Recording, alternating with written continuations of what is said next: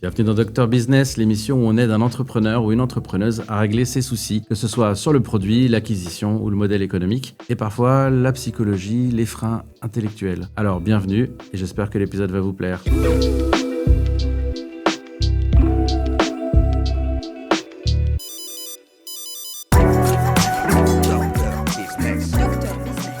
Allô docteur, comment doubler ma marge?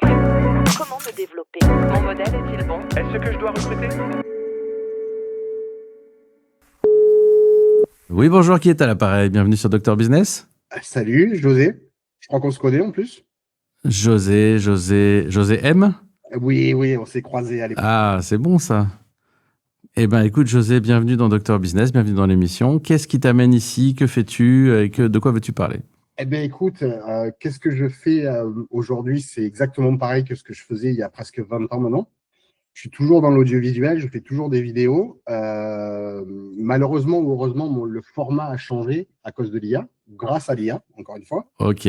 Et si tu veux, je retombe un petit peu dans dans la même boucle qu'avant, c'est-à-dire que même en ayant créé une entreprise avant, je me suis remis en freelance pour m'atteler vraiment à la vidéo. Maintenant, j'en fais avec de l'IA. Et je me retrouve dans une situation confortable qui m'empêche d'entreprendre, en réalité, parce que je me pose des questions de est-ce qu'il faut que je reste toujours en freelance pour proposer mes services ou est-ce qu'il faut que je monte une structure et essayer de sortir de ce carcan un petit peu où je vais travailler à flux tendu, les clients les uns après les autres, et où je ne peux pas me démultiplier par rapport à mon domaine d'activité et ce que je peux faire.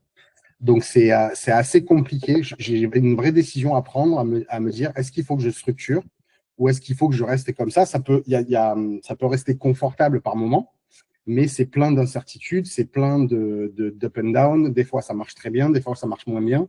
Et c'est pas très relaxant comme Ok. quoi. Ok, la question est claire, j'aime bien, et puis c'est une question que se posent beaucoup d'indépendants. Il y a deux réponses. Il y a une réponse business et une réponse structuration. Donc déjà, qu'est-ce que tu peux me dire? Moi, ce que je note, c'est tu te sens confortable, mais tu fais le yo-yo, ce qui sont des classiques. Donc si ça te va bien, je vais te poser déjà quelques questions pour comprendre où tu en es d'un point de vue biz.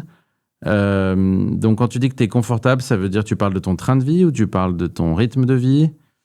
Qu'est-ce que tu mets derrière ça? Le rythme, je ne vais pas te parler d'aménagement du temps par rapport au travail et au temps perso. Ce qui est confortable, c'est au niveau des ventes que je peux faire et des revenus que je peux générer.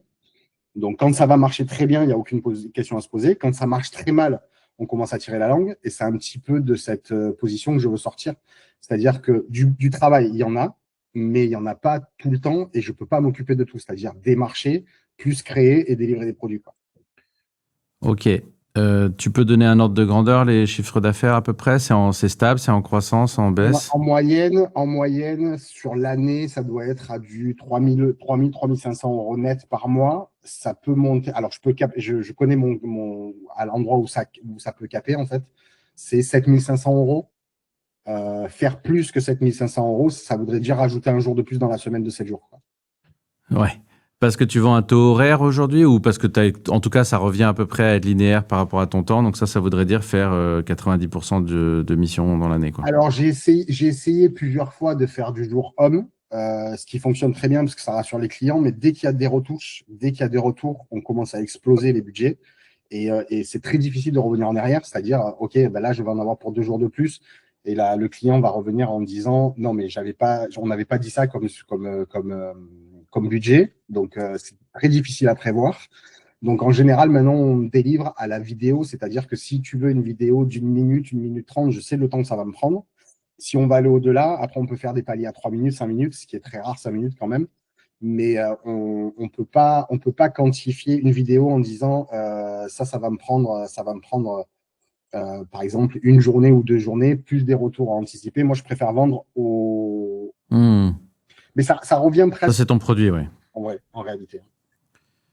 En fait, c'est ça. Toi, de toute façon, c'est un peu ma question. Tu parles de… En fait, la question que tu poses, c'est est-ce que là, une autre structure et une équipe, si je la reformule, est-ce qu'avec une structure et une équipe, je vais pouvoir améliorer mon modèle de fonctionnement pour faire moins de yo-yo et plus de marge in fine à la fin de l'année? Exactement. Et quand je soulève cette question, ça soulève d'autres craintes. Donc voilà, c'est l'oignon, là. Et si on tire l'oignon, ça veut dire où est ton bottleneck, ton goulot d'étranglement. Là, tu me dis, j'ai un boulot d'étranglement tant, parce que je facture à la vidéo, que je facture au jour homme, à la limite, peu importe. C'est ça. Il y a un mois, en moyenne, il y a un revenu par jour et horaire. Et donc, plus j'ai des clients, plus je gagne. Mais une petite année, un petit mois, c'est 3 000 net. Un gros mois, c'est 7 500, quoi. C'est ça. Donc, le truc qu'il faut qu'on regarde, c'est où est le goulot d'étranglement. Et là, c'est pas ton temps, puisque tu fais 3 000 et non pas 7 500. Donc, potentiellement, tu as du temps. La question, donc, je vais plus le poser. Quand on fait du yo-yo, typiquement, c'est que la méthode d'acquisition client est pas fiable. Donc, comment est-ce que tu acquiers des clients? Alors, l'acquisition client, elle est pas par rapport à une renommée ou un portfolio que je peux montrer ou les réseaux dont je me sers. C'est vraiment du bouche à oreille, c'est-à-dire qu'un client que je vais avoir selon le client, parce que j'ai 2 typologies de clients, ça je te donnerai après parce que c'est complètement différent l'approche, mais en général, il me suffit de sortir et d'aller. Je vais donner un exemple concret. Par exemple, si je vais aller manger dans un restaurant, j'ai pour habitude, quand je demande ma note, je regarde toujours l'Instagram du client, là où je mange, et je fais un bref, si tu veux, état des lieux de ce qu'il a. En général, c'est pas foufou parce que les gens n'ont pas fait appel à de professionnels, ce genre de choses. Et en allant payer mon addition, je demande à parler au patron et je lui balance un peu ma sauce en disant qu'on pourrait faire mieux, qu'on pourrait faire ci, ça, des photos, des vidéos, enfin, ce genre de trucs. Et j'essaye de rentrer en tant que community manager. Ce que j'aime pas trop faire parce que ça prend énormément de temps pour très peu de revenus au final. Mais je me positionne très vite en créateur de contenu. Et en plus, la plupart du temps, si tu veux, les gens me disent ah, mais j'ai déjà quelqu'un, j'ai mon oncle ou j'ai ma sœur ou j'ai ma secrétaire qui fait ça. Enfin, on connaît la chanson. Et j'apporte une vraie offre en me disant ok, on pourrait faire des vidéos pour le restaurant, ça sera des vidéos de plats, des offres ou ce genre de choses. Et en général, je veux dire, sur 5 personnes que je vais voir, j'en signe 4. Donc, pour moi, là, c'est typiquement ce que je fais. C'est-à-dire, je suis en freelance et je vais démarcher à la main, quoi. Donc, pour faire grossir ton business, il faut faire grossir José directement. Tu vas prendre beaucoup de poids, là. Si je fais que... Ou tu démarches des restaurants diététiques. Exactement. Ok, donc ce que je comprends, c'est que dans ce que tu décris une méthode.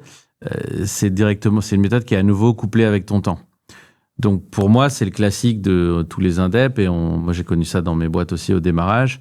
Vu que c'est notre temps qui va générer des clients, puis notre temps qui va générer des missions et donc des facturations, et potentiellement c'est ton temps qui facture aussi, plus tu as de clients, moins tu as de temps pour faire de la prospection.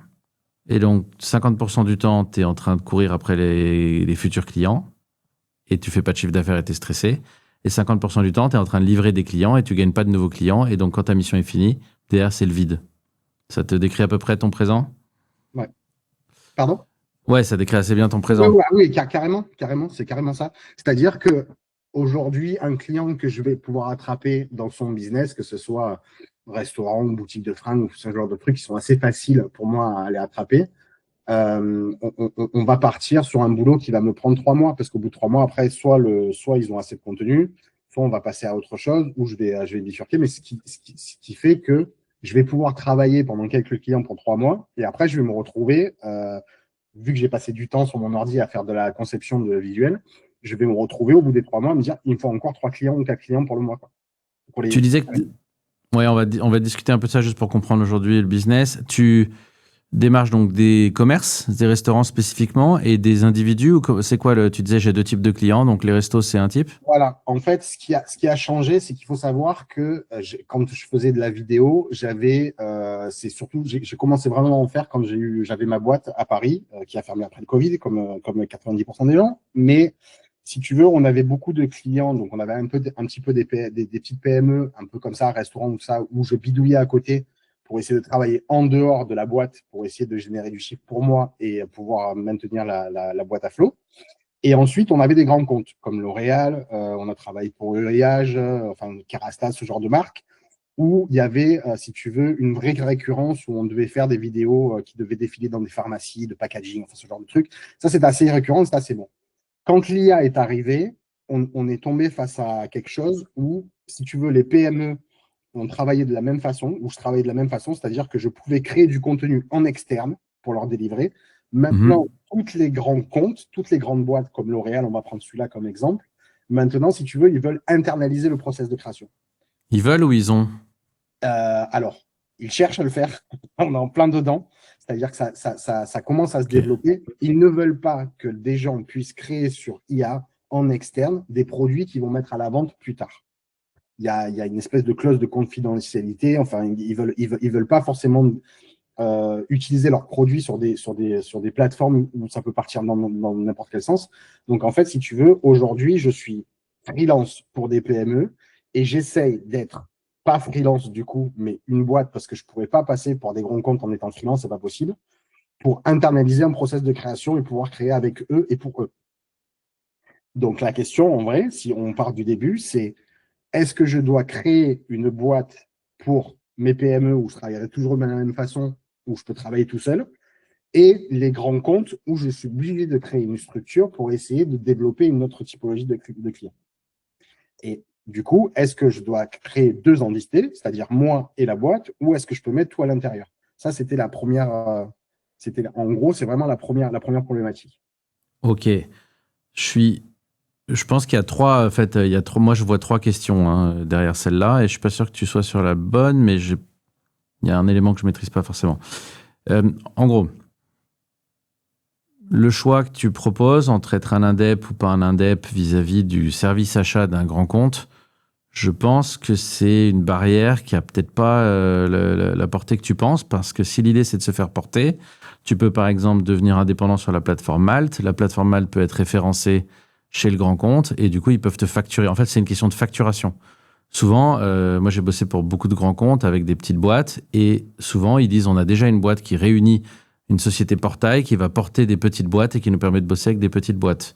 Je ne sais pas comment c'est chez tes clients et si tu as exploré ça, mais le fait d'être un indépendant, soit en auto-entreprise, soit en SASU, URL, peu importe, soit être une société de 3 personnes, ça ne va pas leur faire une grande différence. Les services achats, ils vont dire en fait, on n'a pas le temps de gérer une relation avec une boîte de 3 personnes, ça ne nous intéresse pas. Donc ça ne va pas t'ouvrir la porte. Ce qui va t'ouvrir la porte, c'est de trouver la façon dont cette boîte fait des exceptions pour bosser avec des gens qui l'aiment bien. Ok. Elles en ont toutes. Il y a toute une exception à la règle. Et là, c'est pas la structure qui va faire une grosse différence, c'est que tu trouves le service achat spécial startup. Donc des fois, c'est le département innovation. Chez toi, ce sera sûrement le département com. Et je sais pas si tu as déjà exploré avec L'Oréal ou autre de leur demander comment vous faites pour bosser avec des petites boîtes. J'ai pas exploré, mais quand j'avais ma boîte sur Paris, je sais il y a eu des appels d'offres, si tu veux, pour des projets. Et bon, je connaissais pas ce process, mais on a servi de lièvre pendant pas mal de temps. C'est-à-dire qu'au-delà d'un certain budget, ils sont obligés de contacter d'autres entreprises et de les mettre en concurrence, voilà, pour choisir. Mais en général, ils choisissent toujours le copain ou en tout cas la boîte qui sélectionnait ces gens-là. Mais en gros, on s'est toujours retrouvé face à du Publicis ou ce genre de choses. Et au fur et à mesure de servir de lièvre, finalement, on a réussi à avoir des contrats et ensuite, on a pu faire des vidéos de packaging et tout ça en passant par une autre boîte qui avait le pied dedans et on sous-traitait, en fait, si tu veux. Ils sous-traitaient notre prestation. Donc, je ne sais pas si vraiment, en me disant, ouais, je suis freelance, je me mets sur une plateforme où ils vont pouvoir venir me chercher et me sélectionner, j'y crois moyen. Non, ça d'accord, pardon, je me suis mal exprimé. Tu peux poser ton profil sur Malte autant longtemps que tu veux, ça va être très très difficile pour quelqu'un d'aller te chercher directement. Par contre, j'ai déjà eu par exemple des clients qui m'ont dit, écoutez, on n'a plus envie de gérer des relations avec des petites boîtes, est-ce que vous pouvez vous déplacer et aller sur cette plateforme sur laquelle on a déjà des contrats d'achat? Et du coup, c'est eux qui gèrent tous les prestataires en dessous. Donc, c'est pas du tout une méthode de prospection, c'est simplement une méthode de facturation. Oui. Où eux, ils simplifient en sous-traitant la facturation à une plateforme. Et eux, ils facturent la plateforme, leur dit voilà, vous avez acheté 800 prestations ce mois-ci et vous nous devez tant de millions. Et ils se débrouillent pour redistribuer parce que le grand groupe a autre chose à faire. Et donc, ton client et toi, la personne, vous pouvez bosser ensemble avec ce système. Il y en a plein, tu vois, chez Thales, il y a une boîte qui s'appelle Imagine, enfin bref, il y en a plein. Et il y en a où il n'y en a pas. Il y a des boîtes où il n'y en a pas. Donc, c'est clair que ça ferme des portes. Et surtout en ce moment, avec la crise qui est permanente, on va dire, depuis 2020, les boîtes ont tendance à revenir sur des vieilles stratégies d'achat qui est j'ai peu de prestataires, mais ils savent couvrir tous mes besoins. Du coup, c'est stable, j'ai pas envie de surprise et je bosse avec des grands que je connais. Et donc, il faut toujours trouver les portes dérobées. Il y en a, mais il faut les chercher. Et donc, je pense que tu prends le problème à l'envers si tu te dis c'est quoi la bonne structure d'entreprise. Maintenant, la vraie question, c'est quoi l'offre et j'ai besoin de qui pour la faire. Tu vois ce que je veux dire? Là, tu as plusieurs offres qui t'apparaissent. Tes clients te disent j'ai un nouveau besoin qui est à l'ère de l'IA, j'ai envie de faire des vidéos, mais j'ai envie de maîtriser la donnée. Oui, Ça, c'est un super signal, tu vois. Et je sais pas comment faire. Peut-être que ça, c'est une offre.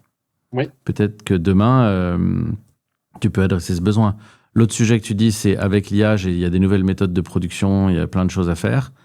Et j'ai un bottleneck, c'est soit moi qui travaille à la prestation, soit moi qui travaille au recrutement de clients.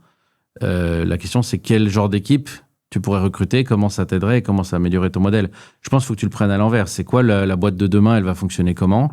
Et après, c'est une question, tu vois, avec un expert comptable ou avec un legal pour dire c'est quoi la structuration. Ben, c'est là où j'arrive sur la deuxième phase en fait de ce que je suis en train de monter et là où je me pose le plus de questions, est-ce qu'il faut que j'y aille ou est-ce qu'il faut que j'y aille pas. Ok. J'ai eu l'opportunité en fait de discuter avec un gars qui est plutôt tech, donc tout ce qui est système d'automatisation, qui est un créa aussi, un petit peu moins que moi, mais qui l'est aussi. Et on a discuté, on a été mis en relation et on parle d'une association et je pense qu'il faut que j'aille dans ce sens. On aurait, si tu veux, un duo à la Steve Jobs et Steve Wozniak, où on aurait, si tu veux, le tech et le marketeur, un petit peu chacun qui fait ce qu'il peut faire.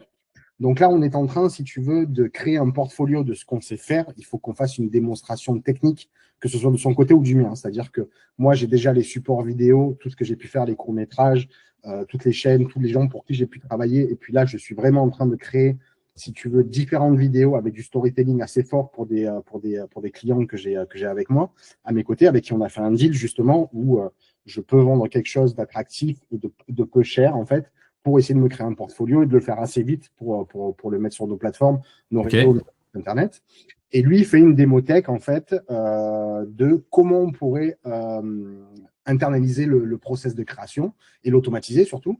Donc moi, c'est quelque chose qui est un peu flou pour moi, parce que la créativité, c'est vraiment quelque chose de personnel, mais lui, il a les outils et puis il a les arguments pour...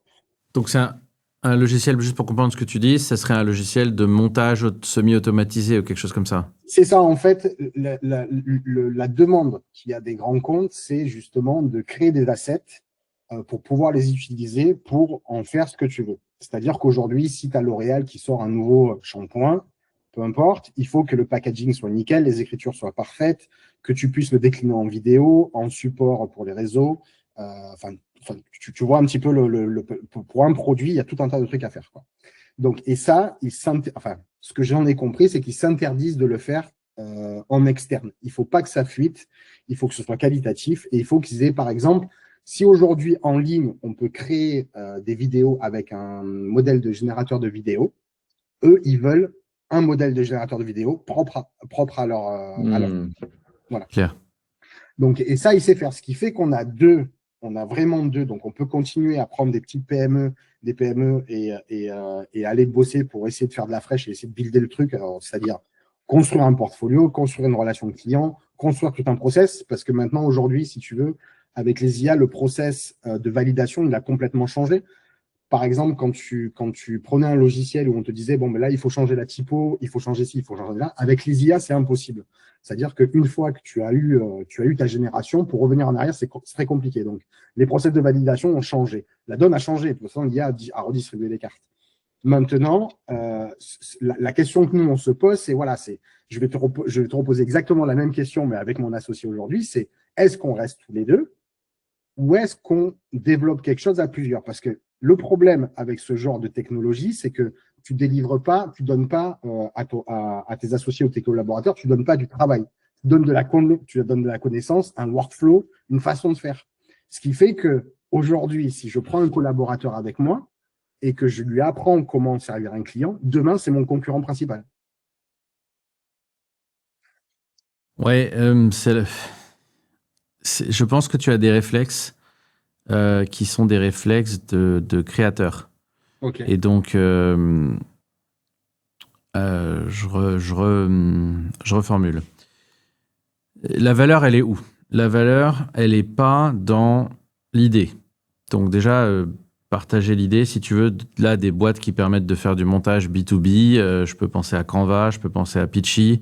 Elles sont peut-être pas aussi créa artistiques que ce que tu proposes, elles sont plus basées sur de la com interne. Mais en tout cas, et puis je peux penser à Adobe After Effects, quoi. Mhm. Par contre, la valeur, ça va être quoi? Ça va être je suis le seul à avoir un accès au marché, je suis le seul à avoir une capacité d'exécuter à l'échelle, je suis le seul à pouvoir le faire avec des données propriétaires. En fait, j'ai une capacité, soit de sales, soit de produits que les autres n'ont pas. Donc, pour moi, la question, elle n'est pas encore de comment je vais protéger mon idée, comment je vais faire pour ne pas me faire copier, comment je vais faire pour recruter des employés, mais qu'ensuite ils aient envie de rester chez moi. Ça, ce sera toutes les propositions de valeur secondaires qui seront des super bons problèmes et je te souhaite de te les poser. Le jour où ton employé veut te quitter pour faire la même chose que ce que tu lui as appris chez quelqu'un d'autre, c'est que tu es déjà riche. OK. La vraie question, c'est qu'est-ce que je peux faire pour dérisquer cette idée? Je vais passer du temps, je vais monter un deal, je vais potentiellement monter une boîte et potentiellement, ça va réussir ou pas. Donc, comment on peut faire pour prouver que cette idée est bonne? Est-ce que tu as accès à 3 ou 4 clients types qui t'ont dit c'est ça qu'on veut et c'est comme ça qu'on le voudrait et déjà pour construire le produit avec eux? C'est ça pour moi la priorité. Alors, l'associé en question, il a des entrées et il travaille avec VLMH déjà. Donc, Okay. et si tu veux, on est arrivé au même. On a essayé de contacter les personnes avec qui il travaillait déjà, c'est-à-dire qu'on a fait des démos avec des produits qui venaient de sortir, en leur montrant qu'on pouvait faire pareil et tout ça. Mais ça a craché de suite. C'est-à-dire que ils ne veulent pas entendre parler si tu veux, de ce genre de process de création à l'intérieur du truc. Donc, c'est pour ça que je distingue, si tu veux, j'ai l'impression que je suis en train de me perdre, mais c'est pour ça que je distingue vraiment les deux. C'est-à-dire qu'aujourd'hui, je ne sais pas si j'ai été clair, mais aujourd'hui, la clientèle, elle ne manque pas. Il n'y a pas de. Okay. Il y a pas de. C'est-à-dire que même à la limite, je pourrais dire que j'en ai trop, mais j'en ai pas assez pour scaler pour moi tout seul, quoi. Tu vois ce que je veux dire ou pas? Oui, simplement, tu vois, tu parles de changer de modèle économique. Donc, pour moi, il y a 2 voies. Ok, je veux bosser plus avec les grands groupes et moins avec les PME. Ça a l'air d'être un... Pourquoi pas, tu vois? Ça a l'air d'être un truc que tu l'as fait avant. Pourquoi pas? Après, derrière, il y a 2 questions. Est-ce qu'il faut changer le produit? Donc, avoir un nouveau produit basé sur un logiciel et devenir une boîte tech, c'est une option 1. Okay. Et pour ça, il n'y a qu'un chemin, qui est de faire de la validation de marché. Et la validation de marché, c'est trouver le maximum de clients potentiels possibles et de vérifier qu'ils sont intéressés. Donc là, qu'est-ce qu'on fait? On crée un livre blanc qui explique pourquoi c'est dur de faire une vidéo. On explique pourquoi les données, c'est très grave si ton produit fuite sur OpenAI et pourquoi tu vas te faire piquer les données. On crée un outil pour je sais pas, je te dis des trucs au hasard, hein, mais tu vois l'idée. On crée un outil pour dire les 5 questions pour savoir si ma sortie produit est mise en danger par ma tech ou par mes prestataires. Et en fait, on voit si ça clique. Et ensuite, on dit aux gens, laissez votre email pour avoir une solution automatisée et on voit si ça clique. Et déjà, tu as des indicateurs de j'ai réussi avec un proxy de mon produit, pas le vrai produit, mais le début de la com. J'ai réussi à avoir la preuve qu'il y a des directeurs de la com, directeurs marketing, directeurs produits qui s'intéressent à mon futur produit quand il sortira. Donc, on a une approche lean sur le produit que je veux mettre en place, quoi. Voilà, une approche lean. Et ça, c'est ça le sujet.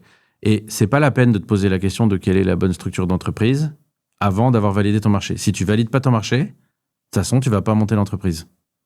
Vous signez un bout de papier avec ton pote qui dit voilà notre intention. Dans 3 mois, si on a validé le marché, voilà la boîte qu'on monte et voilà comment on va partager les parts sur un bout de papier. Et encore, c'est même pas obligatoire selon le niveau de confiance que tu as avec lui. Mais là, tout de suite, tout le monde donne quelques semaines de son temps, bosse soirée, week-end, et lui, il fait un proto qui arrache le slip.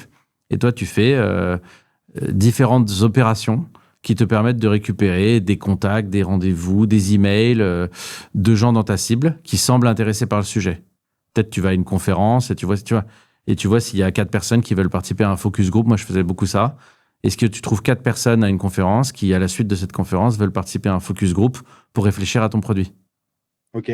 Et être les alpha ambassadeurs du produit et l'avoir à moitié prix quand il sortira ou l'avoir 6 mois en démo gratuite. Et ça, c'est génial pour toi parce qu'ils vont valider que ton produit est bien. Ils vont t'aider à le construire Et même si c'est gratuit, tu auras 4 F au lancement de ton produit, de ta boîte. Ok. S'ils ne sont pas intéressés pour le produit, même gratuit, bah, tu peux rentrer chez toi, quoi. Et tu as gagné 6 mois de ta vie. J'y suis déjà. Oui, d'accord. Mais tu vois ce que je veux dire. Alors, c'est pas parfait, évidemment, mais je pense que soit on a énormément d'argent pour faire une grosse levée de fonds, faire du buzz et y aller avec une approche hyper centrée sur la boîte, soit plus probablement on fait un truc comme ça, on vérifie qu'on a des contacts, un accès au marché, on vérifie qu'on a touché juste sur le produit. Et ils vont probablement te dire que c'est pas exactement ce produit-là qu'ils veulent, mais une variante, et donc ça aura aussi cette valeur-là. Donc, admettons, donc C'est de la tech que tu veux faire. sur les grands comptes, donc je prends cette stratégie, c'est-à-dire on parle de l'offre qu'on va faire qui pourrait répondre à leurs besoins et on voit l'intérêt qu'ils portent à la solution qu'on peut apporter. C'est ça.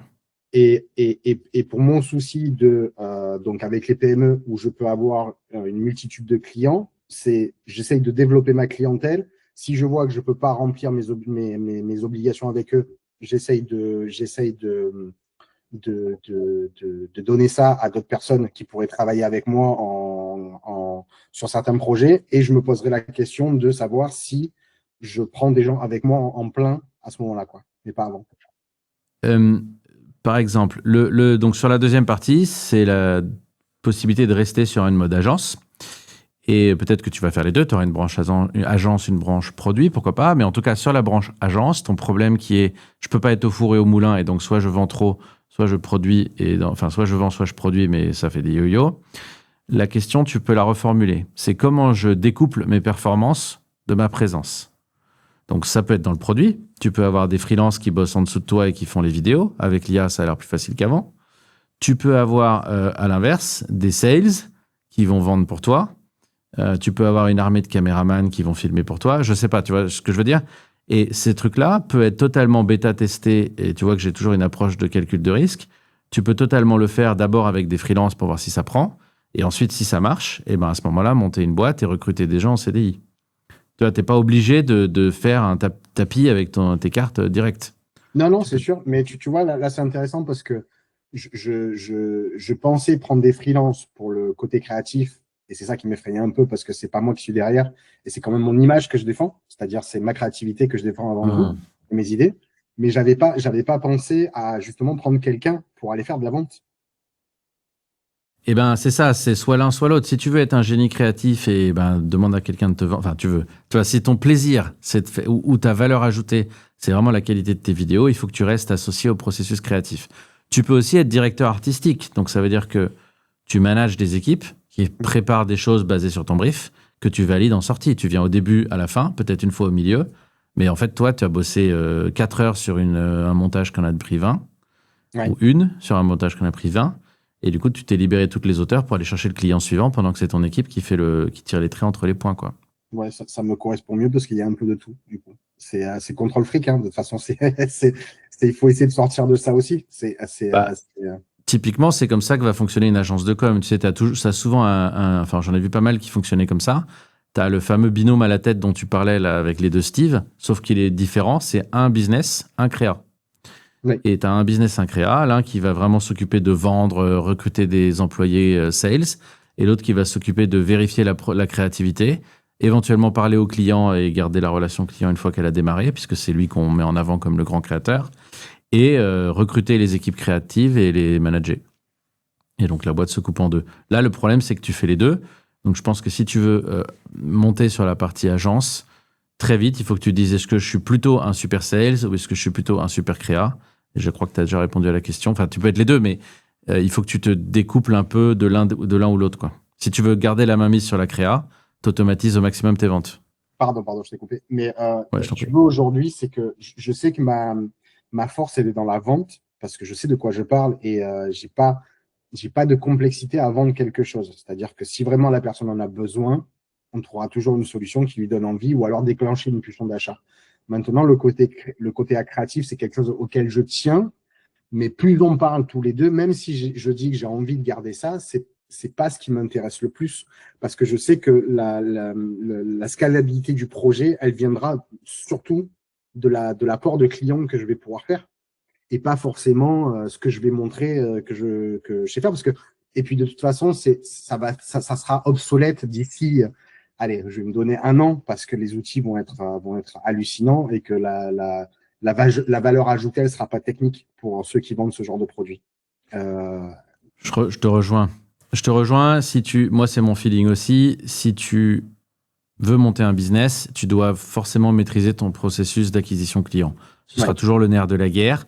La compétence, elle se recrute, elle change, elle évolue avec le temps et notamment avec l'IA, elle évolue très très vite. Donc, tu auras intérêt à t'appuyer sur des équipes qui vont continuer, elles, à te challenger. Deuxième chose, la vente. Aujourd'hui, tu la vois comme j'ai du bagou, je sais m'asseoir à un déjeuner et convaincre systématiquement quelqu'un et le charmer de bosser pour moi et c'est très valorisant et j'aime ça. C'est super. Ceci étant, il y en a des restaurants, c'est des clients avec des petits comptes. C'est quoi le panier moyen d'un restaurant pour toi? C'est des gens qui vont pouvoir payer 1 000 € par mois pour. Et donc, tu disais qu'ils font 3 mois en général, donc c'est 3 000? Oui. Après, ça s'arrête parce qu'on arrive. Parce que c'est le client qui veut ça, hein, mais après, on peut en avoir d'autres. Mais tout ce qui est petit commerce et tout ça, qui sont à proximité et qui ont un vrai besoin de contenu, au bout d'un moment, soit ils se lassent, soit ils disent que c'est suffisant. Oui, ou ils ont compris. C'est si tu veux, encore plus loin, quoi. Et du coup, on arrive vraiment sur un paradoxe, c'est-à-dire que 3 000 €, c'est un peu léger, et c'est là le problème de ton modèle, c'est un peu léger pour faire de la vente en personne. Alors toi, tu es très malin, donc tu as réussi à faire ça sur ta pause déjeuner. Du coup, tu fais une vente qui ne prend pas vraiment du temps. C'est ça. Mais c'est très malin, et ça montre, enfin, ça fait un petit moment qu'on se connaît, et ça montre cette créativité de capacité à aller chercher des trucs qui sont zadniaques, quoi. Mais en vrai, c'est pas un vrai modèle économique puisque, bon, si tu en gagnes 4 sur 5, ça va, mais globalement, peut-être que c'est un peu trop bas pour aller faire de la vente en personne. Ça devrait être de la vente par téléphone ou de la vente par email. Et sinon, c'est très difficile de rentabiliser. Si demain, tu devais avoir un vrai commercial et tu lui dis, va chercher des clients et puis une fois sur deux, tu vas trouver, au bout d'un rendez-vous ou deux, un client qui va te signer entre 1 000 et 3 000, c'est très dur de justifier son salaire dans ta marge. Tu vois ce que je veux dire? Bien sûr. Parce que sur 3 000 €, en fait, tu as peut-être margé 1 500.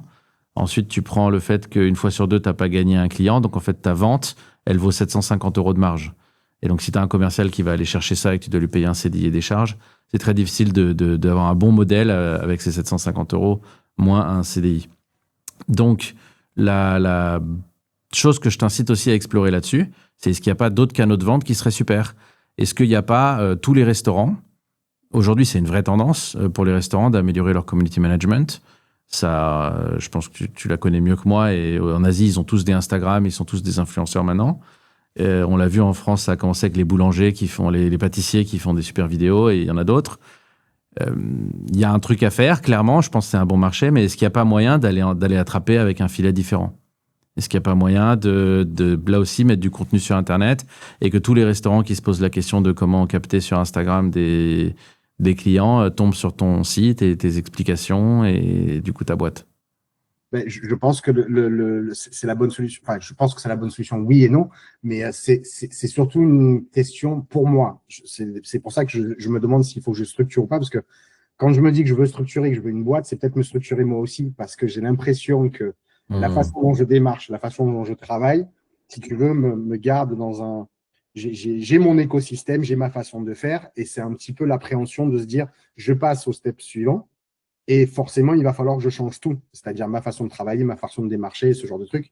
Et c'est là où je me dis, est-ce que je reste dans mon confort?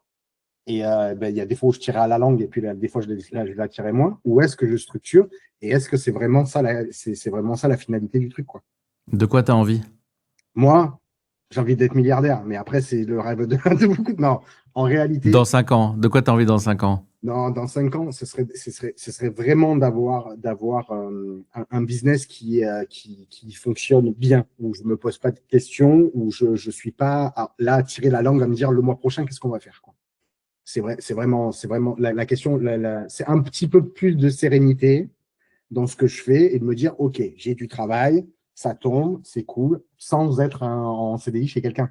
Parce que ça aussi, on me le demande aussi, c'est-à-dire d'intégrer des équipes, et ça, je le chasse au maximum, j'en ai pas envie.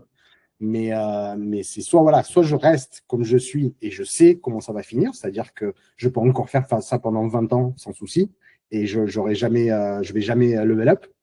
Ou alors je crée une structure, mais peut-être que je m'attends pas. Mais attends, tu me refais tous les choix là. Oui, T'as envie de quoi, toi? je sais pas. Ah, mais c'est juste avoir T'as envie, si tu peux choisir un destin là, tu prends la pilule rouge, la pilule bleue. Non, On est dans 5 ans là et t'es fier de ton accomplissement parce que t'as pris quel choix? non, parce que j'ai ma boîte. Parce que j'ai ma boîte, c'est sûr. C'est certain. Ok. Donc, on y va. Qu'est-ce que t'as à perdre? Pas grand-chose. Pas grand-chose, mais j'ai tellement une mauvaise expérience de la boîte que j'avais avant que je me dis, à quoi bon, quoi? Est-ce que ça vaut pas la peine de tirer la langue un petit peu, des fois? Ouais. Ou Je alors, te propose une façon de le visualiser qui va peut-être. Pour moi, c'est clair et on conclura un peu là-dessus. Tu sais où tu voudrais aller, mais il y a un truc qui te bloque. Tu viens de dire, ce truc qui me bloque, c'est la boîte précédente, des mauvais souvenirs, un peu de post-traumatic stress d'entrepreneur, que je compatis totalement. Le truc, c'est, tu le visualises comme je me prépare, je réfléchis, j'hésite, et du coup, je ne sais pas par quel bout le prendre. c'est ça. Et du coup, le prendre ressemble à une très grosse décision. Il faut que je choisisse de monter une boîte, il faut que je recrute des gens, il faut que je m'associe avec des gens, je vais avoir des conflits de loyauté parce que maintenant, je me serai engagé au plein de personnes. On est d'accord? C'est ça. Et si tu rephrasais un peu, c'est quoi les 3 trucs qu'il faut que je prouve pour m'y lancer vraiment? Soit pour rendre mes ventes un peu décorrélées de mon temps, ou mes vidéos un peu décorrélées de mon temps. Et bien là, c'est simple. Je teste un freelance commercial, ou je teste un site web, un contenu, une façon d'accroche, un magnet, tu vois, une technique pour faire venir des clients inbound, et je vois si ça marche. De l'autre côté, si je veux lancer un produit, je fais une maquette, ou je fais un prototype Lovable, ou ce que tu veux, Claude Code, et je le mets dans la main de 5 personnes et je vois s'il me parle. Ça nécessite pas d'avoir des conflits de loyauté, ça nécessite pas de prendre une grande décision. Tu te donnes un sprint de 2 mois, et dans 2 mois, tu prouves que l'un ou les deux sont viables. Tu vas perdre un peu de temps soir et week-end parce qu'il faudra le faire. Oui. Tu vas perdre un petit peu de marge parce que tu vas confier soit une partie de créa, soit une partie de sales à quelqu'un d'autre, donc tu vas le payer. Et ensuite, il t'apportera ou pas des résultats.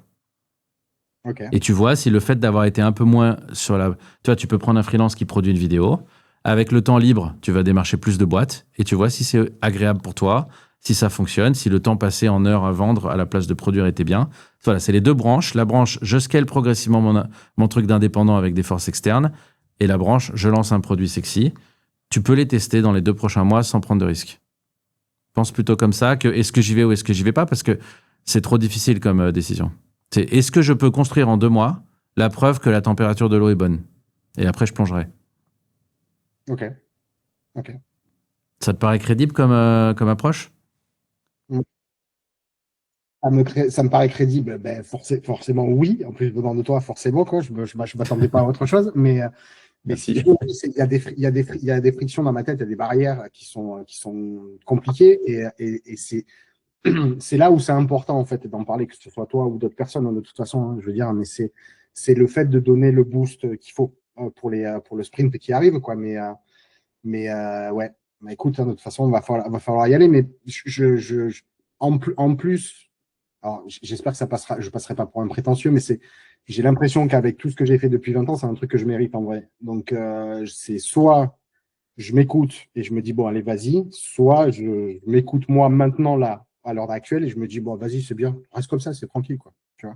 Donc, D'un point de vue business, ça m'a l'air assez clair qu'il faut essayer. La question, c'est comment tu arbitres entre ces différents trucs à essayer, ou est-ce que tu les essayes tous en même temps en fonction du temps que tu veux y mettre sur les 2 prochains mois. Mais mets-toi une deadline, dis-toi que je cherche vraiment des résultats, j'ai un objectif clair. Tu l'as dit toi-même, ce qui te bloque, c'est un peu il y a un truc mental. Et d'ailleurs, là, quand tu as rephrasé, je l'ai ressenti. Tu as dit, il faut que je le fasse. Il faut que je le fasse, c'est un sacrifice, c'est une décision à contre-cœur. Et c'est pas le bon état mental. Donc, si tu arrives à transformer ça en « je choisis d'essayer », je choisis de prendre le risque, ça sera beaucoup plus moteur. Et si tu n'arrives pas à te dire ça, eh ben, faut pas le faire. ok. Et si tu le fais par contrainte, c'est difficile, tu vois. Donc, est-ce que tu as envie et est-ce que tu choisis de le faire? Parce que si tu choisis de le faire, je pense que tu sais ce qu'il faut essayer. Et je pense que tu as les moyens de le faire. Et, franchement, un gars qui passe son temps au déjeuner à signer des clients, Excuse-moi, tu es très fort. Donc, juste applique un peu de cette force dans le business de demain et pas le business d'aujourd'hui. Et il y a des choses qui vont en découler, c'est obligatoire. Ok, ça va. Parfait. Parfait. Bah, merci d'avoir appelé. Et puis, donne-nous des nouvelles dans 2 mois. Alors, comme ça, on verra où ça en est. Ben, sans problème, si tu veux, on se donne rendez-vous dans 2 mois, je te montrerai l'avancement. Mais Allez, rendez-vous dans 2 mois. Merci, José. Salut. Ciao, merci. C'était Dr Business. Si ça vous plaît, n'hésitez pas à vous abonner, cliquer sur le pouce bleu ou appuyer sur follow selon la plateforme sur laquelle vous nous écoutez. En tout cas, ça aide beaucoup la chaîne et l'algorithme. Merci à vous.